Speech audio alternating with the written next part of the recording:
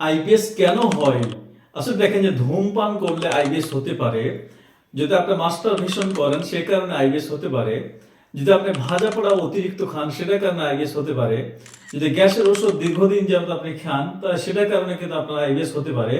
আপনি process food যদি আপনি দীর্ঘদিন যাবত খেতে থাকেন সেটার কারণে কিন্তু আইবিএস হতে পারে। যদি আপনি অ্যান্টিবায়োটিক আপনার ডাক্তারের পরামর্শ ছাড়া আপনি খেতে থাকেন সেটার কারণে কিন্তু আপনার আইবিএস হতে পারে। যদি আপনি সকালে নাস্তায় দুধ চা বিস্কিট চানাচুর এগুলো আপনি দীর্ঘদিন খান সেটার কারণে কিন্তু আপনার আইবিএস হতে পারে। যদি আপনি মানসিক চাপ স্ট্রেস প্রচুর পরিমাণে থাকে সেটার কারণে কিন্তু আপনার আইবিএস এর প্রবলেম কিন্তু আপনার হতে পারে।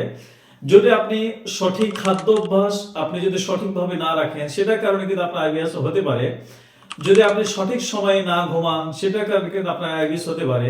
যদি আপনার সঠিকভাবে আপনি ব্যায়াম না করেন সেটার কারণে কিন্তু আপনার আইবিএস হতে পারে। অর্থাৎ এই সমস্ত কারণে কিন্তু আপনার আইবিএস এর প্রবলেম গুলো জটিল থেকে জটিল কিন্তু হতে পারে। সে কারণে আমরা এই আইবিএস হওয়ার যে কারণগুলো আমরা শুনলাম এই কারণগুলো যদি আমাদের ভিতরে থেকে থাকে এগুলো থেকে আমরা বের হয়ে আসবো তাহলে আশা করছি আমাদের প্রবলেম গুলো দ্রুত কিন্তু সলভ করতে পারবো ইনশাল্লাহ।